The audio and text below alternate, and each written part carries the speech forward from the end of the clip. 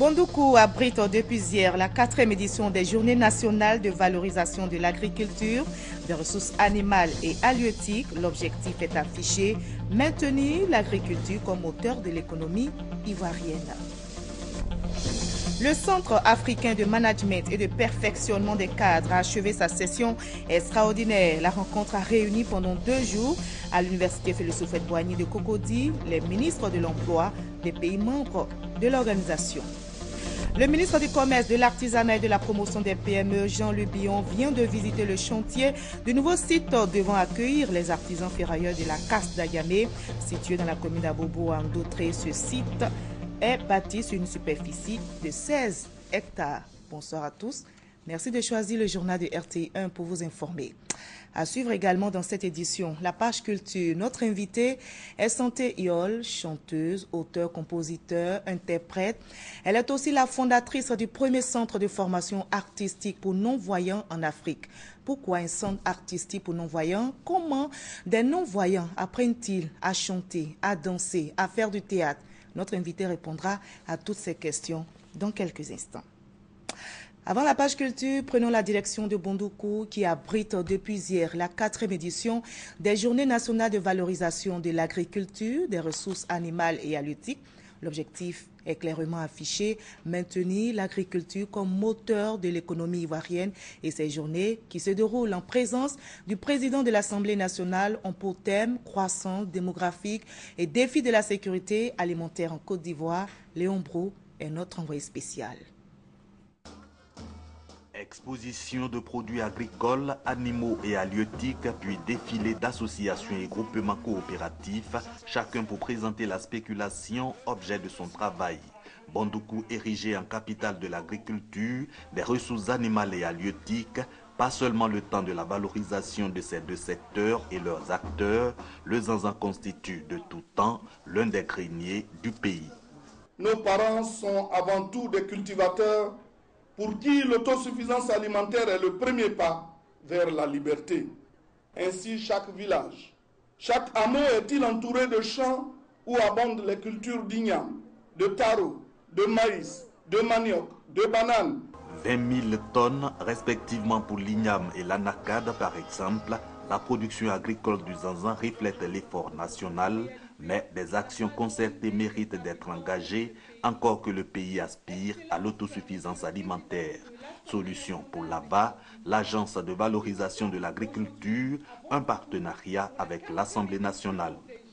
Tous les députés de la nation seront davantage sensibles à la cause du monde rural et en tiendront encore plus compte dans l'élaboration et l'adoption des lois de la République.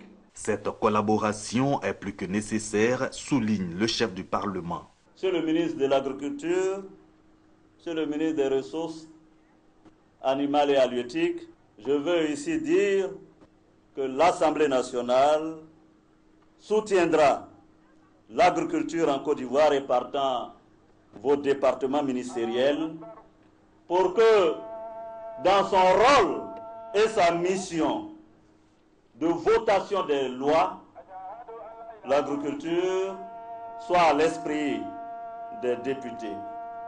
Cette séance d'information parlementaire qui se tient à Bondoukou va certainement permettre de dégager les axes de cette collaboration. L'Assemblée nationale pourrait aussi clarifier son appui à l'AVA, à cette rencontre ouverte aux populations. Comment mobiliser les moyens pour accompagner le gouvernement dans la lutte contre le sida et aboutir à une génération sans sida? Cette question était au menu de la rencontre entre le Premier ministre et une délégation du plan d'aide d'urgence à la lutte contre le sida. La délégation était conduite par l'ambassadeur des États-Unis en Côte d'Ivoire, témoignage Sidonie Davila. Bilan positif et remarquable de la collaboration entre le gouvernement ivoirien et les États-Unis d'Amérique à travers le PEPFAR, plan d'aide d'urgence dans la lutte contre le VIH-Sida. Ces propos sont de l'ambassadeur des États-Unis d'Amérique. Pour lui, la franche collaboration entre les deux parties est à la base de ces bons résultats. L'objectif de cette audience est de discuter comment on peut arriver à maîtriser l'épidémie et contrôler l'épidémie et arriver à une génération sans sida. Nous sommes très satisfaits de ce partenariat avec le gouvernement ivoirien. L'État ivoirien est reconnaissant des efforts consentis par les États-Unis d'Amérique. Monsieur l'ambassadeur remercie donc le gouvernement américain pour l'appui important qu'il nous apporte. Effectivement, depuis 10 ans, je crois que c'est autour d'1,1 milliard de dollars, soit disons que 550 milliards de francs CFA. Le gouvernement américain apporte pour la lutte contre le VIH-Sida au niveau de la Côte d'Ivoire. Et les résultats ne sont pas fait attendre, puisqu'on est passé d'une prévalence, je crois, qui était très très forte. Et ces dernières années, on était à 4,7, ensuite on est actuellement à 2,7. Et c'est important. Je crois qu'au tout départ, on était autour de 12%. C'est vraiment un effort très important que le gouvernement américain a fait. Et je trouve que pour différentes raisons, donc internes, disons qu'il faut ajuster disons que les financements. Il continue donc d'appuyer la Côte d'Ivoire. Le Premier ministre invite cependant les autorités ivoiriennes à s'impliquer davantage dans la lutte contre le VIH-Sida avec le concours d'autres bailleurs pour accompagner cette initiative. La mise en place d'un comité ministériel spécial est annoncée pour les jours à venir. Le Centre africain de management et de perfectionnement des cadres a achevé sa session extraordinaire. La rencontre a réuni pendant 2 jours à l'université Félix Houphouët-Boigny de Cocody les ministres de l'emploi des pays membres de l'organisation. Au menu, la vie de l'institution et le renouvellement des membres du conseil d'administration. Reportage Herman Niamia. L'importance de l'ordre du jour de cette session extraordinaire du CAMPC, le Centre africain de management et de perfectionnement des cadres, a mobilisé 5 ministres de l'emploi des pays membres sur les 6 qui composent l'institution. Il s'est agi à cette session de renouveler les membres du conseil d'administration du CAMPC et de donner de nouvelles orientations pour élever l'institution qui connaît des difficultés de trésorerie. J'ai pris donc cette initiative en accord avec le président du conseil d'administration, parce qu'il y avait péril dans la demeure. Et cette réunion de ce matin visait à nous accorder sur l'essentiel du rapport de gestion fait par le directeur général. On a chargé le vice-président de s'intéresser davantage, de donner des conseils au directeur général pour que le CAMPC prenne son envol encore. À l'issue des travaux qui ont duré plusieurs heures, c'est le ministre nigérien de la fonction publique et de la réforme administrative qui succède au Togolais Bouraïma Diakbaté Amadou Brim, ministre de l'enseignement technique, de la formation professionnelle et de l'industrie, qui a présidé le conseil d'administration du CAMPC pendant 2 années. Je pense qu'à travers le programme à court et moyen terme que nous allons concevoir et mettre en œuvre, nous allons trouver des réponses adaptées aux exigences du développement économique et social de nos pays. Le Burkina Faso, l'un des pays membres de l'institution, était représenté par son ministre de la Jeunesse, de la formation professionnelle et de l'emploi, qui a sa première participation. Nous sommes arrivés au pouvoir il y a à peu près une dizaine de jours. Donc on a un gros chantier à mener sur place. Mais au regard de l'importance, n'est-ce pas, de cette session du conseil d'administration, le gouvernement a bien voulu m'autoriser à venir et participer. À cette session, le directeur général sortant du CAMPC, Jean-Marie Somda, a été reconduit pour un nouveau mandat de 4 ans.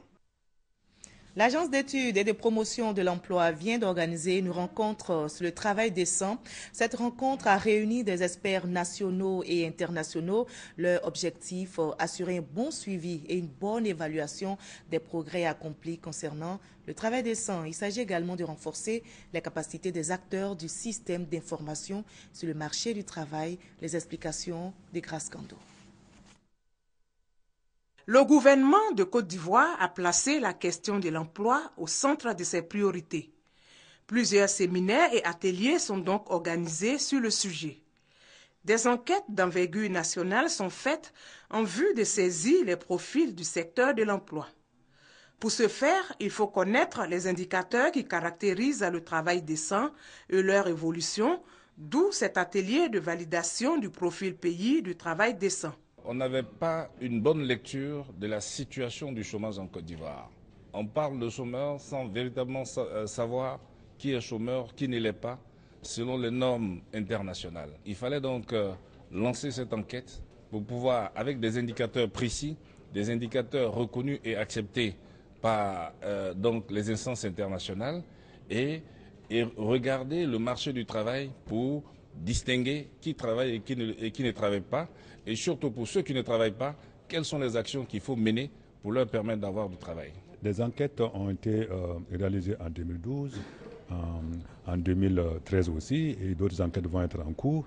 Mais je pense que les rapports au niveau du pays sont disponibles et je crois qu'il est important que la population soit informée et qu'il y ait une large diffusion effectivement de ces données qui sont produites et qui sont des données de qualité et qui permet aux différents utilisateurs de pouvoir les utiliser à des fins. Cet atelier dure 2 jours. À thème, il devrait permettre aux participants d'avoir entre autres une meilleure connaissance des statistiques du travail, se familiariser aux concepts et outils du travail décent. L'Afrique fait face à une épidémie, le virus Ebola, et le dernier bilan selon l'OMS dépasse les 6 000 morts. Il faut donc agir et vite pour arrêter l'épidémie. Les actions se multiplient notamment en Côte d'Ivoire pour éviter la maladie. Le pays vient d'abriter justement une conférence sur le sujet. Elle a été organisée dans le cadre de la quinzaine internationale de la science et des technologies. Le but, faire le point des connaissances et stratégies de réduction du risque. Ils sont nombreux à négliger Ebola et à faire fi des mesures de prévention. Se serrer les mains, faire des accolades, entre autres gestes, bien qu'interdits par les autorités ivoiriennes, ne sont pas respectés. Même si la Côte d'Ivoire n'a pour l'instant pas diagnostiqué de cas de virus Ebola, les risques sont élevés du fait de sa proximité avec certains pays touchés. Une conférence donc pour rappeler tous les dangers liés à la fièvre hémorragique à virus Ebola. Conférence animée par professeur Mireille Dosso, directrice de l'Institut Pasteur de Côte d'Ivoire. Pour la conférencière, l'ignorance constitue l'un des facteurs de la propagation du virus. Sans vaccin, poursuit-elle, la vigilance et la prévention demeurent donc des voies de salut. C'était une maladie, on peut dire, négligée. Donc depuis sa découverte en 1976, il n'y a pas eu beaucoup de crédit pour trouver des nouveaux traitements et puis des nouveaux vaccins. Et bon, vu l'ampleur de cette épidémie, il y a eu quand même une mobilisation internationale pour effectivement financer, bien sûr, la prise en charge. Message bien perçu par certains étudiants. Ils décident de le relayer. Moi, en tant qu'étudiant, ce que je peux faire, puisque j'ai fait aussi la communication pour le développement, donc pour moi, c'est de servir de relais pour transmettre cette information-là à la population, à ma localité d'abord, à mes pairs et puis à la société ivoirienne. Cette conférence s'est tenue en marge de la 2e édition de la quinzaine de la science et de la technologie, une plateforme de promotion de la recherche scientifique et de l'innovation. Et le reportage de Guy Rogengues est commenté pour vous par Konepa Gassoro. Ajoutez que les travaux de cette 2e édition de la quinzaine internationale de la science et de la technologie, dont le thème est l'avenir de la Terre, se poursuivront lundi prochain dans les universités et grandes écoles de Daloa et Korogo.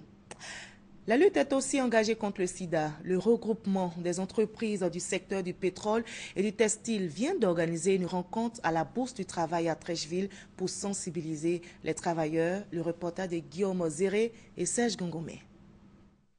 Malgré la baisse du taux de prévalence, le VIH-Sida reste une menace pour les populations. Aussi, Industry Hall Global Union, c'est-à-dire la Fédération mondiale des travailleurs du domaine du pétrole et du textile, a-t-elle initié cette rencontre.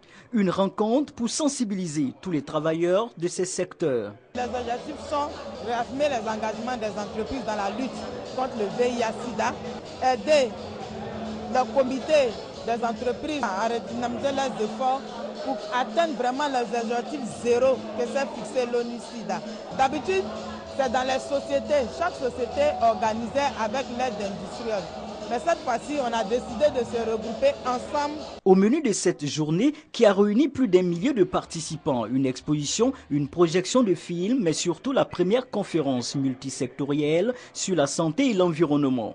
2 conférenciers sont intervenus pour édifier les participants sur les efforts faits et ceux à faire pour tenir les entreprises loin du VIH, SIDA et de certaines pathologies comme le paludisme et le virus d'Ebola.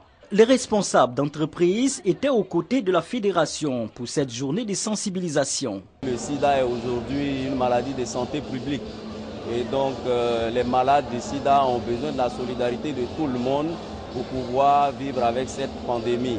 Il est important pour les partenaires que nous sommes de permettre aux collaborateurs et à la population de pouvoir accéder à un certain niveau de sensibilisation. Rappelons qu'en marge des festivités, des séances de dépistage gratuits ont été faites à cette rencontre.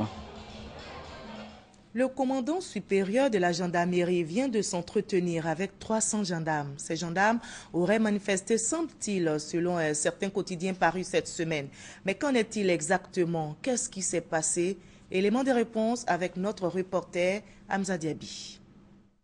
L'on se souvient encore de cette date du 18 novembre 2014, date à laquelle des militaires ont réclamé et obtenu le paiement d'arriérés de solde. Récemment, ce sont des gendarmes qui ont rencontré Paul Kofi Kofi, le ministre chargé de la Défense, pour s'enquérir de leur situation. Après cette réunion, plusieurs types d'informations ont circulé. D'aucuns ont même parlé de séquestration du ministre de tutelle. Face à tout cela, les mises en cause ont tenu à présenter leurs excuses à la hiérarchie. Le commandant supérieur de la gendarmerie, satisfait de la démarche, a quand même rappelé à ses gendarmes les règles de discipline de la maréchaussée. Le gendarme doit inspirer confiance. Et la population, au vu de sa gendarmerie, doit être rassurée. Et quand il y a des informations comme ça qui sont relayées par la presse et qui ne sont pas de nature à apaiser la population, de nature à créer des stress à la population, je pense qu'il faut recadrer la communication de façon à ce que le peuple du Côte d'Ivoire soit rassuré et qu'il sache que la gendarmerie est à leur service.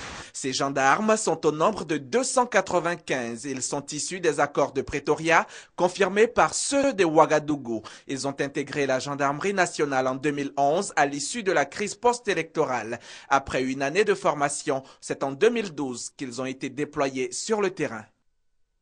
Fraternité Matin a 50 ans, le quotidien ivoirien célèbre son jubilé. Les festivités ont débuté hier et se poursuivent jusqu'au 9 décembre prochain. Les personnalités qui ont marqué l'histoire des Fraternités Matin ne comptent pas rater ces festivités.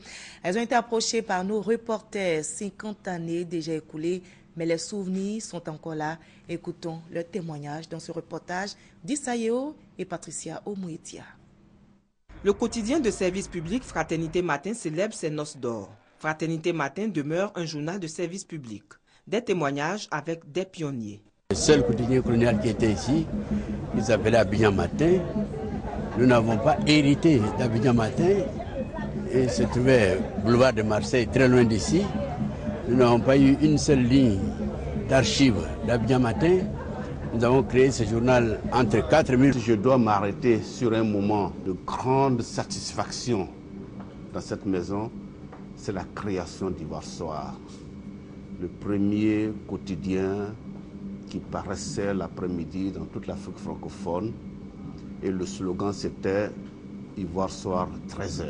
Si je dois retenir une seule chose, c'est la fête des mères que nous avons organisée le 5 juin 2009 avec Madame Thérèse Houphouët-Boigny, Madame Gbagbo, Madame Ouattara et Madame Bédié.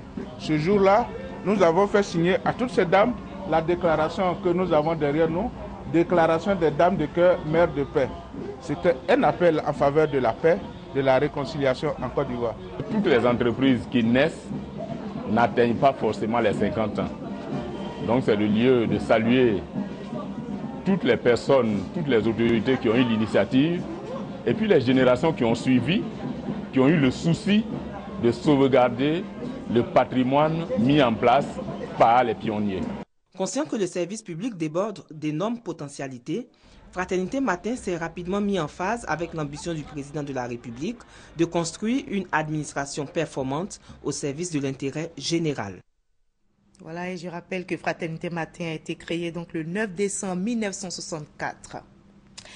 Le 29 novembre dernier, à Niamey, la Confédération des syndicats des conducteurs routiers de l'Afrique de l'Ouest, en collaboration avec la CEDEAO, l'UEMOA et les autorités nigérianes, ont lancé l'opération Suivi des cas entre le Niger et la Côte d'Ivoire, une pratique qui apporte une solution aux tracasseries routières et favorise l'intégration des économies de la sous-région. Récit signé Adama Kone.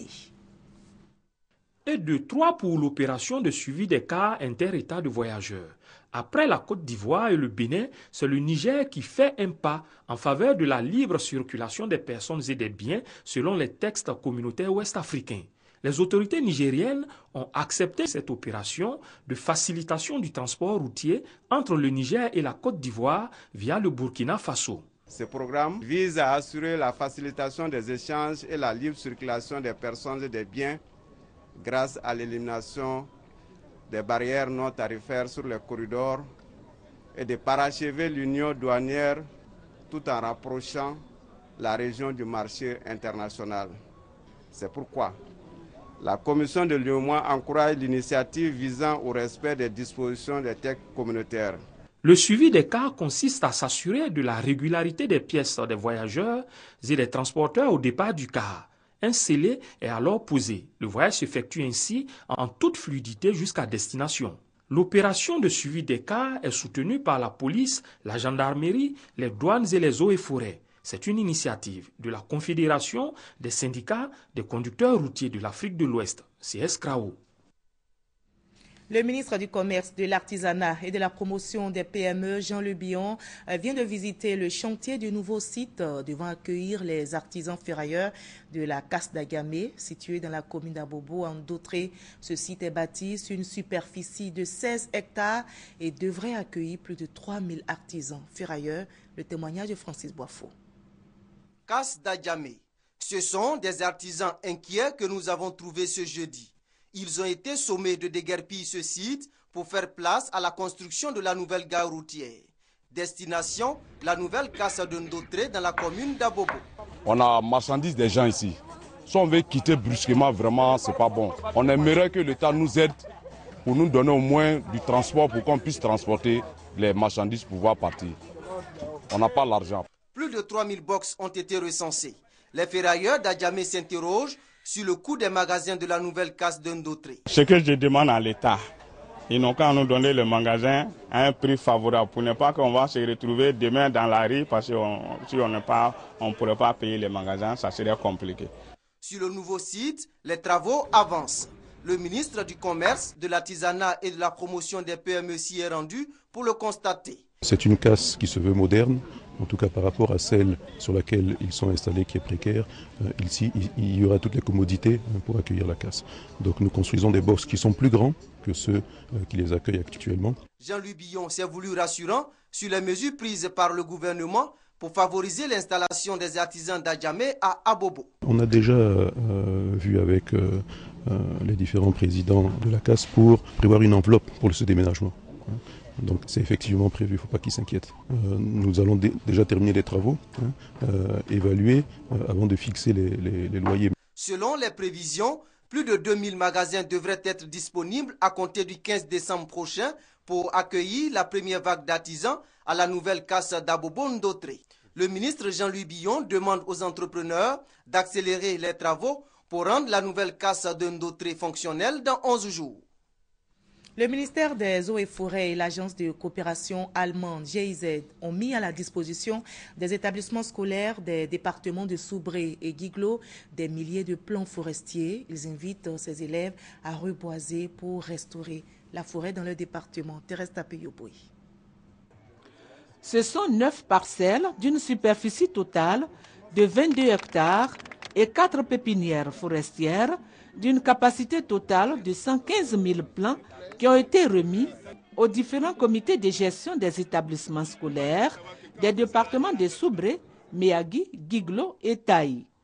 Ces projets sont entièrement financés par la coopération allemande à travers la GIZ. L'objectif, c'est d'aider le gouvernement ivoirien à restaurer son couvert fortement dégradé.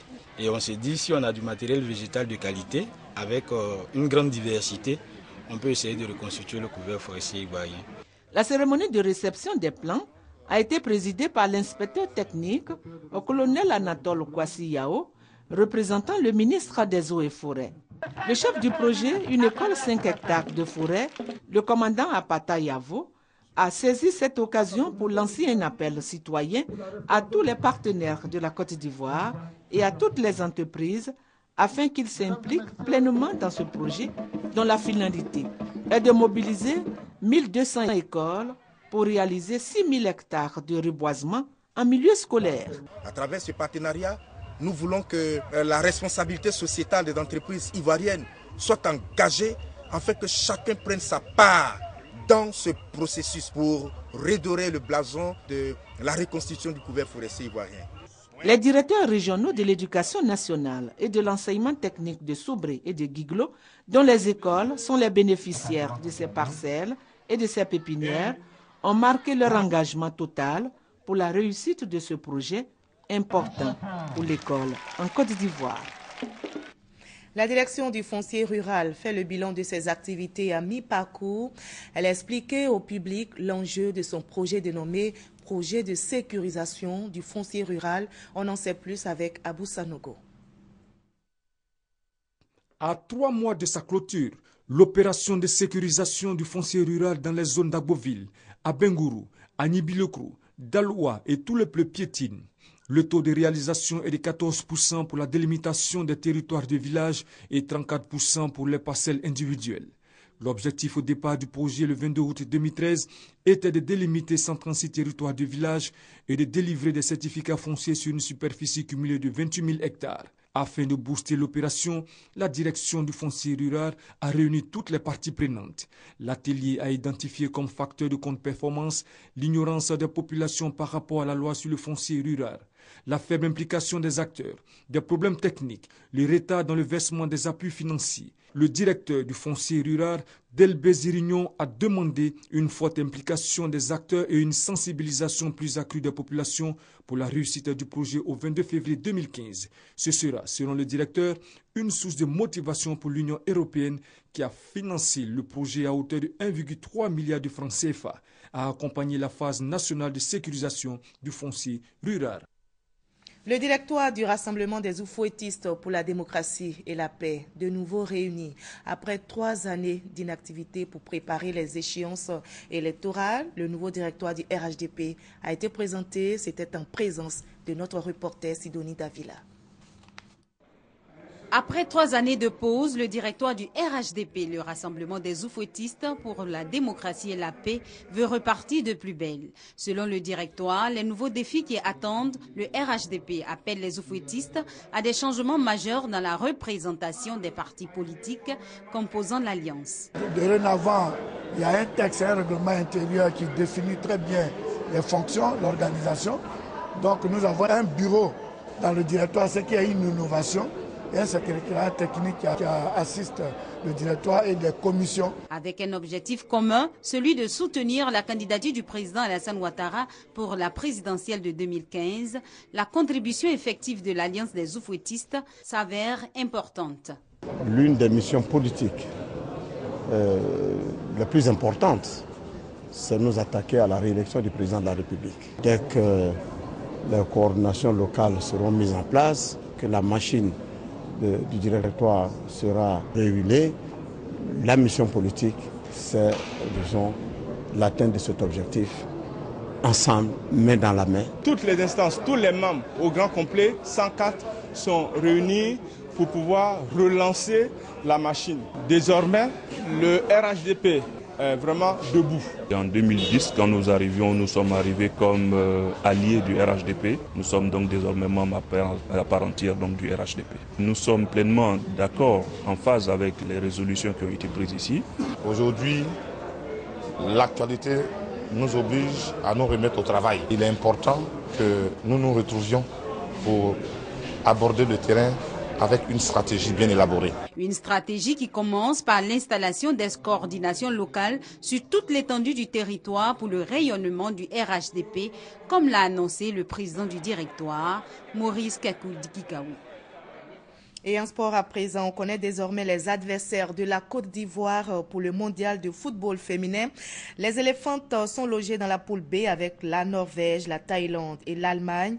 Le tirage au sort a eu lieu aujourd'hui au Canada, pays qui abritera la compétition en juin 2015.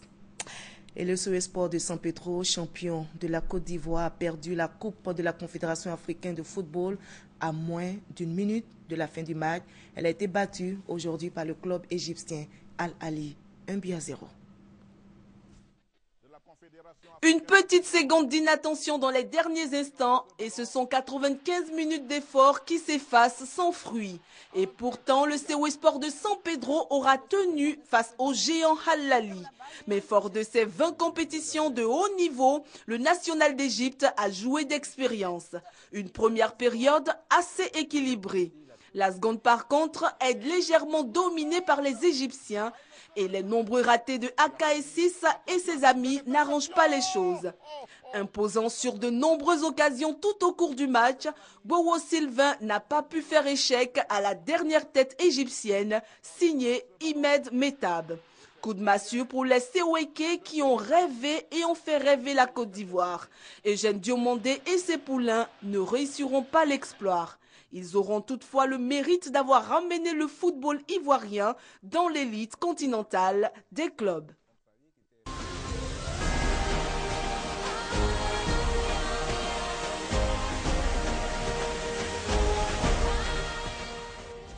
C'est l'une des plus grandes voix du jazz ivoirien et vous la connaissez certainement. Santé Iol, chanteuse, auteur-compositeur, interprète, est aussi fondatrice du premier centre de formation artistique pour non-voyants en Afrique. Pourquoi un centre artistique pour non-voyants? Comment des non-voyants apprennent-ils à chanter, à danser, à faire du théâtre, bref, à être de véritables artistes et à s'intégrer ainsi dans la vie active? Santé Iol, notre invitée de la page culture, est avec nous et elle nous répondra. Bonsoir Santé. Bonsoir Marie-Laure. Alors, en 2 phrases rapidement, dites-nous les raisons qui vous ont poussé à créer ce centre artistique de non-voyants. Ah, Marie-Laure, c'est une colle. Non, pas du tout. En 2 phrases, c'est tout simplement que j'ai eu l'intime conviction qu'une nouvelle génération d'artistes africains devait naître. Et je me suis rendu compte des capacités et du potentiel des personnes en situation de handicap visuel. Alors pour une telle aventure, vous étiez seul au départ, vous l'avez dit. Comment êtes-vous arrivé à concrétiser ce projet aujourd'hui? Oh, pour réaliser un projet, on n'est jamais seul. On a 2-3 amis qu'on réunit. Il y a un qui vous cite, 2 vous disent on part, on s'en va. J'ai eu. Et vous, dans votre cas? Mais j'ai eu 2-3 amis qui vous ont accompagné. Qui m'ont accompagné dès le départ. Qui m'ont dit. Pour un tel projet, il faut aussi des moyens financiers. Ah non, il faut d'abord avoir un cœur et un cerveau. Le reste. Mais il faut aussi des moyens financiers, santé, parce que ce centre-là doit survivre, doit vivre. Comment vous faites? D'où tirez-vous vos ressources? Les ressources me viennent. Vous avez dit au départ que je suis une artiste et c'est le revenu de mes différentes prestations qui jusqu'à présent soutient notre programme. Alors nous allons découvrir ce centre que vous avez créé avec nos reporters.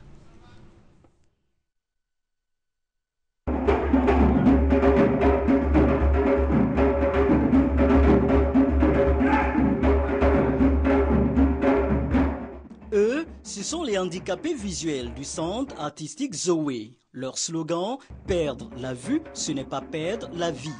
Malgré leur handicap, ces aveugles ambitionnent devenir des stars de la musique internationale, à l'instar de Stevie Wonder, de Ray Charles ou même de Amadou et Mariam Bakayoko, le couple musicien malien.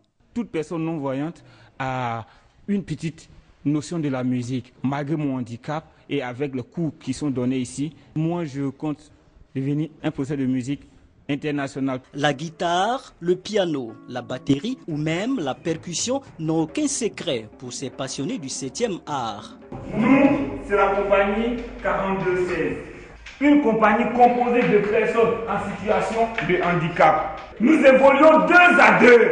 Nous sommes unis comme les 5 doigts de la main. Nous avons tous le 6e sens. Nous apprécions le 7e art. Pour là, nous sommes toujours prêts à dire oui. Pour la plupart, étudiants ou ayant le niveau bac, ils sont environ une vingtaine dans ce centre. Leur apprentissage se fait d'une manière particulière. Nous utilisons le braille, qui est une technique à eux. Donc pour les pas de danse, des fois, il faut bien que le plateau touché. Des fois, il y a des pas que nous formatons et que nous mettons sur partition. Et quand on leur décrit, à travers l'image de la partition que nous demandons, ils savent de quoi il s'agit. Si je vous prends par exemple, on est à midi, ils savent ce que ça veut dire. Pour ceux qui n'ont jamais vu les pas de danse qui ont déjà été exécutés, on touche le metteur en scène, le chorégraphe, il exécute les pas et nous, on essaie de le toucher pour pouvoir reproduire les différents pas. Pour ces pensionnaires, le centre entend changer le regard de la société sur les personnes non-voyantes qui, au-delà de leur handicap, peuvent apporter du renouveau à l'art en Afrique et dans le monde. Chaque enfant ici devienne un exemple, un modèle, un Didier Drogba, un Assalfo, et qu'il parte par tout le monde enseigner et faire comprendre aux autres que perdre la vue n'est pas perdre la vie. Ah, donc si j'ai perdu la vue, je peux apporter. Délaissés pour certains par leur famille, d'autres rattrapés par leur passion, c'est par la danse et le chant que tous ont retrouvé la joie de vivre. Expliquez-nous, Santé, comment par là on peut retrouver la vie même en ayant perdu la vue? Mais est-ce que pour créer, on a besoin d'avoir des yeux? Nous, on veut savoir. Pour des non-voyants, vous tenez à faire d'eux des artistes. Pour vous, c'est une manière de les intégrer dans la vie active aussi facilement. Expliquez-nous, on veut comprendre. Mais le plus important dans la vie, c'est de pouvoir se réaliser. Déjà, au travers de l'art, ils s'épanouissent, ils sont réhabilités, ils ont... Lorsque vous êtes... L'art mène à tout. Ce que nous proposons, c'est une voie de réinsertion, une voie de sortie de l'isolement dans lequel ils vivent, compte tenu du handicap dont ils sont porteurs. On veut comprendre pour un non-voyant ou un malvoyant. Vous m'avez dit de ne pas dire qu'ils sont handicapés. Rapidement, j'ouvre cette fenêtre, faites-nous la différence. Non, mais là, je n'ai pas la possibilité de vous pousser. Vous vous souvenez de ce que j'ai fait la dernière fois? Être handicapé, c'est que vous avez un obstacle devant vous. Nous, nous refusons de croire qu'ils ont un obstacle devant eux. L'obstacle est... Alors pour vous, ne pas voir n'est pas un obstacle? N'est pas un obstacle à la réussite. Pour réussir, si vous avez un tout petit peu de foi, vous avez du courage, vous avez un cœur qui bat et un cerveau pour réfléchir, vous pouvez arriver à tout. Alors, il n'y a pas d'obstacle santé. Alors, pour ces non-voyants, ils ne voient pas comme moi, comme vous. Comment vous leur apprenez à chanter? Comment ils arrivent à chanter? Comment ils arrivent à jouer au piano? Ils arrivent à jouer au piano parce qu'ils apprennent les notes de musique. Pour chanter, il faut déjà que vous puissiez écouter. Lorsque vous avez la possibilité d'écouter, ça n'a pas besoin, la vue n'est pas importante pour cela. Il est même prouvé que lorsque vous peignez, vous n'avez pas besoin de voir. Il faut que vous ressentiez dans votre cœur ce que vous devez exprimer. Vous leur apprenez plusieurs disciplines? Oui, je suis soutenue par des bénévoles, des professeurs. À part les chants, à part les danses que j'ai citées, ils font du théâtre, ils ont également des cours de développement personnel. C'est des histoires qu'ils interprètent. Expliquez-nous, on veut comprendre. Nous écrivons des histoires qu'on met en scène, des situations de la vie, des récits, des contes, et nous les mettons en scène avec eux comme tout autre artiste ou acteurs que vous avez à votre disposition. Ils apprennent à camper des personnages qu'ils représentent. Et là, juste derrière vous, on a deux pensionnaires du centre Zoé. Ils savent chanter parce qu'ils ont appris à chanter. Ils savent chanter. Est-ce qu'ils peuvent chanter un peu? Oh mon Dieu, cette femme. On peut la présenter rapidement, voilà, et puis ils vont chanter quelque chose. Enoch, qu'on a vu déjà dans le reportage, il est en 3e année de licence musique à l'INSAC. Juste à côté de lui, la jeune fille s'appelle Ngesantano Nadej. Elle entre en 1re année de licence à l'EFAC, à l'école de formation à l'action culturelle de l'INSAC, que je tiens à remercier au passage pour tous les efforts qu'ils font pour l'intégration des artistes différents. Donc avant qu'ils ne chantent, c'est-à-dire que même étant dans le centre, ils ont la possibilité d'aller à l'école, c'est-à-dire?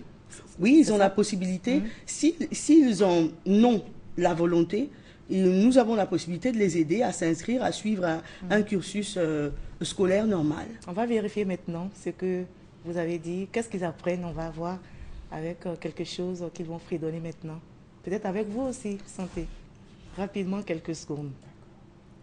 Pamale ya wo lo pamale ya si solo. Pamale ya si solo. Pamale o ya si solo. Pamale ya wo pamale ya si solo. Pamale ya wo ya wo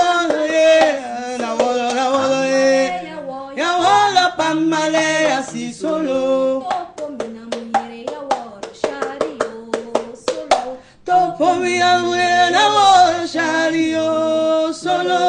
Et avec donc Santé, on va vous acclamer.